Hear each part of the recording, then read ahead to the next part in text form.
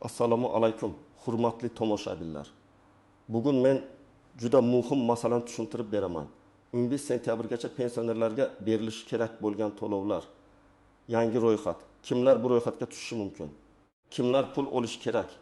Kimlar esa bekorga xavotirga tushmasligi kerak? Bu ma'lumot har bir pensionerning farzandi, nevarasi yoki qarindoshi uchun juda muhim. Chunki ko'p odamlar o'ziga tegishli pulni bilmagani uchun olmay qoladi. Ayrimlar esa noto'g'ri gaplarga ishonib, vaqtini yo'qotadi. Men bugun sizga masalani oddiy tilda aniq misollar bilan tushuntiraman. Videoni oxirigacha ko'ring. Chunki eng muhim amaliy qadamlarni oxirida aytaman. Qayerga murojaat qilish kerak, qanday hujjatlar kerak bo'ladi, arizada nima yozish kerak va qaysi xatolardan ehtiyot bo'lish lozim. Hozirning o'zida kanalga obuna bo'ling, like bosing. Chunki bunday ma'lumotlar vaqtida eshitilsa, odam o'z huquqini yo'qotmaydi. Avval pensionerlar bilan bog'liq to'lovlarda eng katta muammo shunda edi. Ko'pchilik faqat oylik pensiyasini kutardi va boshqa qo'shimcha to'lovlar, qayta hisob-kitob, kompensatsiya, indeksatsiya, ijtimoiy yordam yoki kechikkan summa bor yo'qligini alohida tekshirmasdi. Ya'ni pensioner bank kartasiga yoki pochta orqali qancha tushsa, shuni qabul qilib yurardi. Agar hisobda xato bo'lsa ham, agar staj to'liq kiritilmagan bo'lsa ham, agar yangi hujjat asosida pensiya oshishi kerak bo'lsa ham. Ko'p hollarda odamlar buni bilmasdan qolardi. Hozir esa vaziyat boshqacha. Davlat idoralari ma'lumotlarni elektron bazalar orqali solishtirib boradi. Ish staji, avvalgi ish joylari, nogironlik holati, boquvchisini yo'qotganlik holati, yoshga doir pensiya, kam ta'minlanganlik, yolg'iz yashash, parvarishga muhtojlik kabi holatlar qayta tekshiriladi. Shuning uchun ayrim pensionerlar yangi ro'yxatlarga tushishi mumkin. Bu ro'yxat deganda men shuni nazarda tutyapman. To'lov olishga haqli bo'lgan yoki pensiyasi qayta hisoblanishi kerak bo'lgan fuqarolar bo'yicha shakllanadigan amaliy ro'yxatlar, lekin bu yerda juda muhim narsani darhol aytaman. Hamma pensionerga bir xil summa beriladi deb o'ylash xato. Kimdir qo'shimcha pul olishi mumkin, kimdir faqat pensiyasining qayta hisoblangan farqini oladi, kimdir esa umuman qo'shimcha to'lov olmaydi. Chunki uning hujjatlari to'liq va hisob-kitobi oldindan to'g'ri bo'lgan bo'lishi mumkin. Demak, asosiy savol, men bu ro'yxatga kiramanmi yoki yo'qmi? Mana bugun men aynan shuni tushuntiraman birinchi navbatda. Pensionerlar 3 ta katta guruhga bo'linadi. Birinchi guruh pensiyasi allaqachon to'g'ri hisoblangan, barcha staji kiritilgan, hech qanday qo'shimcha hujjati yo'q. Ijtimoiy yordam bo'yicha alohida maqomi yo'q pensionerlar. Bunday odamlar xavotirga tushmasligi kerak. Ularning oylik pensiyasi belgilangan tartibda tushaveradi. Agar ular ro'yxatda bo'lmasa, bu albatta yomon degani emas, balki qo'shimcha asos yo'q degani bo'lishi mumkin. Ikkinchi guruh. Pensiya tayinlanganda ayrim ish staji, oylik ma'lumotlari yoki hujjatlari hisobga olinmagan pensionerlar. Masalan, odam 1972 yildan 1995 yilgacha zavodda ishlagan, lekin arxiv hujjati vaqtida topilmagan. Pensiya tayinlangan paytda faqat 25 yil staj hisoblangan, aslida esa 32 yil bo'lgan. Keyin arxivdan ma'lumotnoma topildi. Mana shunday holatda pensiya qayta hisoblanishi mumkin. Agar qayta hisob natijasida har oy 20 ming so'm ko'proq chiqsa va bu farq bir necha oy yoki bir necha yil davomida to'lanmagan bo'lsa, pensionerga ma'lum davr uchun farq summasi berilishi kerak bo'ladi. Bu pul bir martalik ko'rinishda tushishi ham mumkin. Keyingi oylardan pensiya oshirilgan miqdorda berilishi ham mumkin. Uchinchi guruh, ijtimoiy holati o'zgargan yoki alohida yordamga muhtoj pensionerlar. Masalan, yolg'iz yashayotgan pensioner, parvarishga muhtoj nogiron pensioner, boquvchisiz qolgan keksa fuqaro, kam ta'minlangan oilada yashayotgan pensioner yoki uy-joy, kommunal to'lovlar. Dori-darmon xarajatlari bo'yicha yordamga muhtoj shaxs. Bunday holatlarda mahalla, ijtimoiy himoya organlari yoki tegishli jamg'arma orqali alohida ro'yxat shakllanishi mumkin. Bu ro'yxatga tushish uchun faqat yosh yetarli emas. O'lat hujjatlar bilan tasdiqlanishi kerak. Endi aniq misollar bilan tushuntiraman. Birinchi misol. 68 yoshli onaxon har oy 1 million 220 ming so'm pensiya oladi. U 3 yil ishlagan. Lekin pensiya tayinlanganda 5 yillik ish staji hujjatda ko'rinmagan. Farzandi arxivga murojaat qilib, o'sha 5 yil bo'yicha ma'lumotnoma oldi. Pensiya jamg'armasiga ariza berildi. Hisob-kitob qilinganda pensiya 1 million 2 ming emas, 1 million 390 ming so'm bo'lish kerakligi aniqlandi.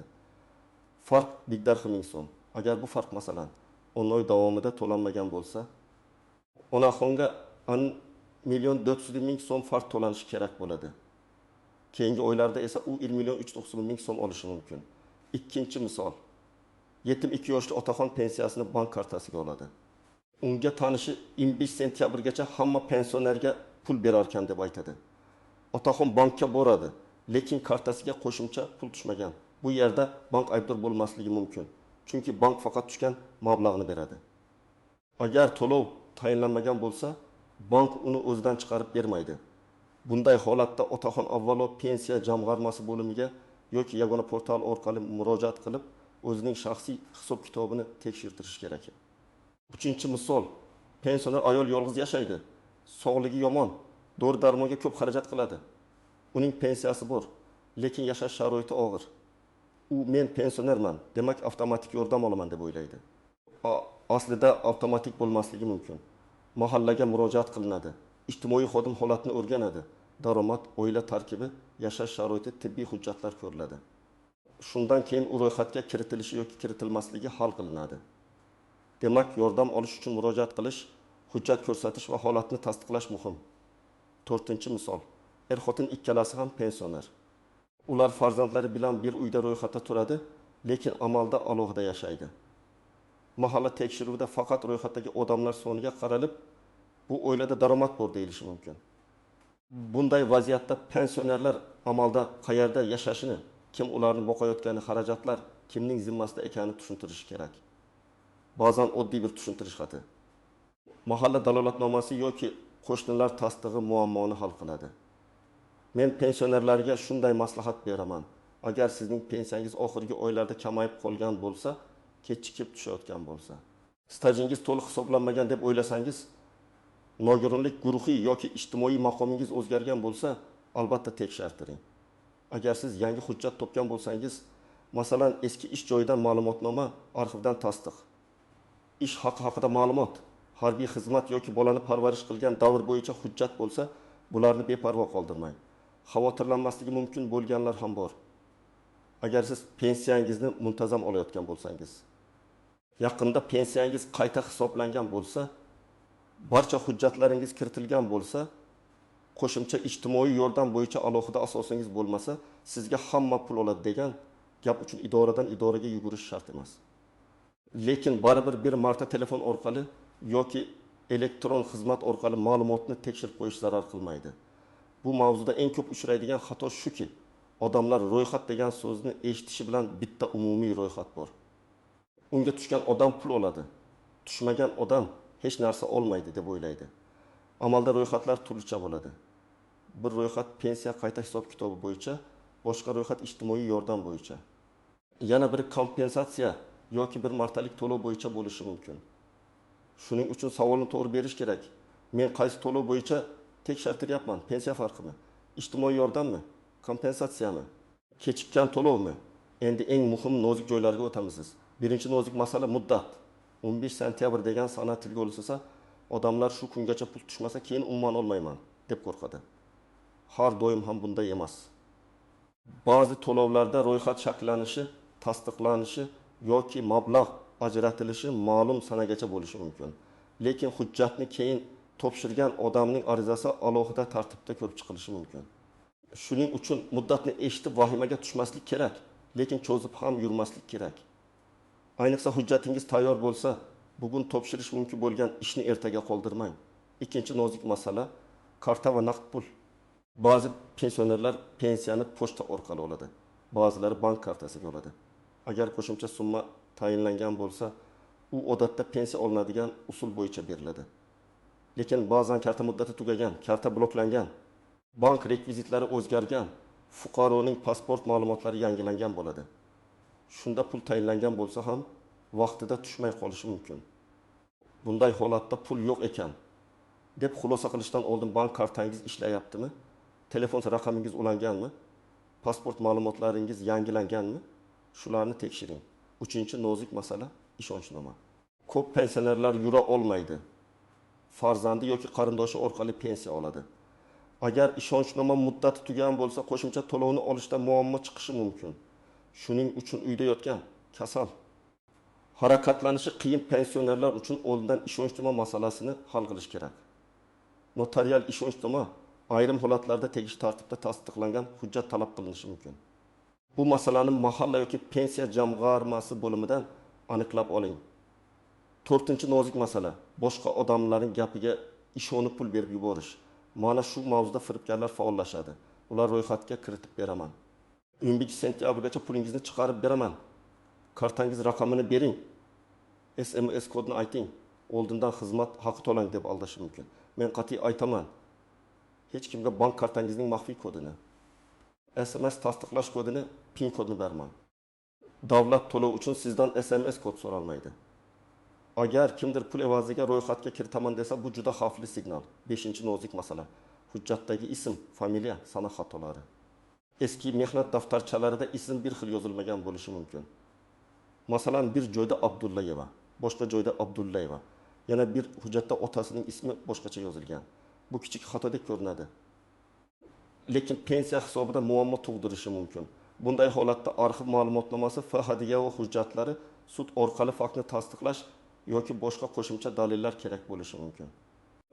Shuning uchun hujjatlaringizni topshirishdan oldin ism, familiya, tug'ilgan sana, pasport raqami, JSHSHIR bir xil ekanini tekshiring. 6-nozik masala ishlayotgan pensionerlar. Ba'zi pensionerlar pensiyaga chiqqandan keyin ham ishlaydi. Ular ham ayrim holatlarda qayta hisob-kitob yoki qo'shimcha huquqqa ega bo'lishi mumkin. Lekin hamma to'lovlar ishlayotgan pensionerlarga bir xil berilmasligi mumkin. Masalan, ijtimoiy yordamda oilaning umumiy daromadi hisob qilinadi. Agar pensioner ishlayotgan bo'lsa, uning oyligi ham daromad sifatida ko'riladi. Shu sababli ishlayotgan pensioner, men pensionerman, demak hamma yordam menga ham tegishli deb o'ylamaslik kerak. Har bir to'lovning o'z mezoni bor. 7-nozik masala doimiy ro'yxat va haqiqiy yashash joyi. Pensioner bir tumanda ro'yxatda turib, boshqa tumanda yashashi mumkin. Bunday vaziyatda murojaatni qayerga qilish kerakligi chalkashadi. Odatda pensiya ishi qaysi hududda yuritilayotgan bo'lsa, o'sha bo'lim asosiy rol o'ynaydi. Ijtimoiy yordamda esa mahalla va haqiqiy yashash holati ham muhim bo'lishi mumkin. Shuning uchun birinchi navbatda o'zingizning pensiya ishingiz qaysi bo'limda ekanini aniqlang. Endi eng kerakli qism, siz nima qilishingiz kerak? Men buni bosqichma-bosqich aytaman. Birinchi qadam, pensiyangiz bo'yicha oxirgi tushumlarni tekshiring. Bank kartangizdagi SMS xabarlarni, bank ilovasidagi kirimlarni yoki pochta orqali olgan kvitansiyalarni ko'ring. Oxirgi 3-4 oyda qancha tushganini yozib chiqing. Agar summa o'zgargan bo'lsa, qachondan o'zgarganini aniqlang. Bu keyin savol berganingizda aniq gapirishga yordam beradi. Ikkinchi qadam, hujjatlaringizni yig'ing.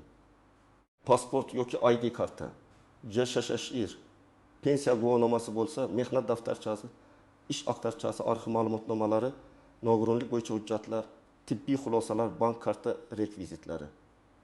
Yashash joyi bo'yicha ma'lumot, zarur bo'lsa, mahalla dalolatnomasi tayyor bo'lsin. Agar siz boshqa odam nomidan murojaat qilsangiz, ishonchnoma yoki qarindoshlikni tasdiqlovchi hujjat kerak bo'lishi mumkin. 3-qadam. Pensiya jamg'armasi bo'limiga murojaat qiling. Murojaatda shunchaki menga pul bering demang. Aniq yozing. Mening pensiyam bo'yicha qayta hisob-kitobni tekshirib berishingizni so'rayman. Ish stajim, arxiv ma'lumotlarim va to'lovlarim to'liq hisobga olinmagani ko'rib chiqishingizni so'rayman. Agar siz qo'shimcha summa haqida eshitgan bo'lsangiz. 11-sentyabrgacha shakllanayotgan to'lov ro'yxatlarida mening ma'lumotlarim bor yo'qligini tekshirib berishingizni so'rayman deb yozishingiz mumkin. 4-qadam, javobni og'zaki emas, yozma yoki rasmiy shaklda olishga harakat qiling. Og'zaki javob bugun bor, ertaga yo'q. Yozma javobda esa nima sababdan to'lov berilishi yoki berilmasligi ko'rsatiladi. Agar rad javobi bo'lsa, sababini bilasiz. Masalan, staj tasdiqlanmadi, daromad mezondan oshdi, hujjat yetarli emas, pensiya to'g'ri hisoblangan degan sabablar bo'lishi mumkin. Sababni bilsangiz, keyingi qadamni to'g'ri tanlaysiz. 5-qadam. Agar ijtimoiy yordam kerak bo'lsa, mahallaga murojaat qiling. Mahalla raisi, xotin-qizlar faoli, hokim yordamchisi yoki ijtimoiy xodim orqali holatingiz o'rganiladi. Bu yerda ham aniq gapiring. Men yolg'iz yashayman. Dori-darmon xarajatim ko'p. Farzandlarim yordam bera olmaydi. Uy sharoitim og'ir, parvarishga muhtojman. Bularni imkon qadar hujjat bilan tasdiqlang. tibbiy ma'lumotnoma, dorilar ro'yxati, kommunal qarzdorlik. Daromad ma'lumoti yashash sharoiti bo'yicha dalolatnoma yordam beradi. 6-qadam, firibgarlardan ehtiyot bo'ling. Hech kimga SMS kod bermang. Kartangizni rasmga olib yubormang. Telegram yoki telefon orqali kelgan noma'lum havolalarga kirmang. Ro'yxatdan o'tish uchun karta raqamingizni kiriting degan saytlarga ishonmang. Rasmiy ma'lumotni faqat davlat idoralari, rasmiy saytlar, yagona interaktiv davlat xizmatlari portali, bankning rasmiy ilovasi yoki bevosita bo'lim orqali tekshiring. 7-qadam, arizangizni nazorat qiling. Ariza berdim, bo'ldi deb kutib yurish to'g'ri emas. Qabul qilingan sanani yozib oling. Ariza raqami bo'lsa saqlang. 15 kun o'tgach javob bo'lmasa yana so'rang. Agar javob sizni qoniqtirmasa, yuqori tashkilotga yoki rasmiy murojaat tizimi orqali qayta murojaat qilish mumkin. Har bir murojaatda his tuyg'u emas, fakt yozing. Qachon pensiyaga chiqqansiz, qancha stajingiz bor, qaysi hujjatni topshirdingiz, qancha summa olayapsiz, nimani tekshirishni so'rayapsiz. Men yana bir narsani alohida ta'kidlayman. Pensionerlarning ko'pi men idoraga bora olmayman, ko'zim yaxshi ko'rmaydi, oyoq og'riydi, navbatda tura olmayman deydi. Bunday holatda farzandlar va qarindoshlar yordam berishi kerak. Lekin yordam berayotgan odam ham mas'uliyatli bo'lishi kerak. Hujjatlarni yo'qotmasin, arizani noto'g'ri yozmasin, pensioner nomidan pul olib o'z ehtiyojiga ishlatmasin. Pensionerning puli pensionerniki. Bu oddiy axloqiy masala emas, huquqiy masala hamdir. Demak, hurmatli tomoshabinlar, 11-sentyabrgacha pensionerlarga to'lovlar, yangi ro'yxatlar va qo'shimcha summalar haqida gap ketganda eng muhim narsa vahima emas, tekshiruvdir. Hamma bir xil pul olmaydi. Kimdir pensiya farqini oladi, kimdir ijtimoiy yordamga tushadi, kimdir hujjatini to'ldirsa keyin haqli bo'ladi, kimdir esa qo'shimcha to'lov mezoniga kirmasligi mumkin. Eng to'g'ri yo'l o'z pensiya hisobingizni tekshirtirish, hujjatlarni yig'ish, rasmiy ariza berish va javobni nazorat qilish. Agar siz pensioner bo'lsangiz yoki uyingizda pensioner ota-ona, bu bobo bo'lsa, bugunoq ularning pensiya tushumlarini tekshirib ko'ring. Staj to'liq kiritilganmi? Karta ishlayaptimi? Qo'shimcha hujjatlar bormi? Mahalla orqali yordam olishga asos bormi? Shularni aniqlang. Bir marta qilingan to'g'ri murojaat ba'zan odamga oyma-oy ko'proq pensiya yoki bir necha oylik farq summasini olib berishi mumkin. Sizning hududingizda pensionerlarga qo'shimcha to'lov, qayta hisob-kitob yoki ro'yxat bo'yicha qanday xabarlar bor? Izohlarni yozib qoldiring. Boshqa tomoshabinlar ham tajribangizdan foydalansin. Videoga like bosing, kanalga obuna bo'ling va yaqinlaringizga ham yuboring. Chunki bu ma'lumotni vaqtida bilgan pensioner o'ziga tegishli pulni talab qila oladi.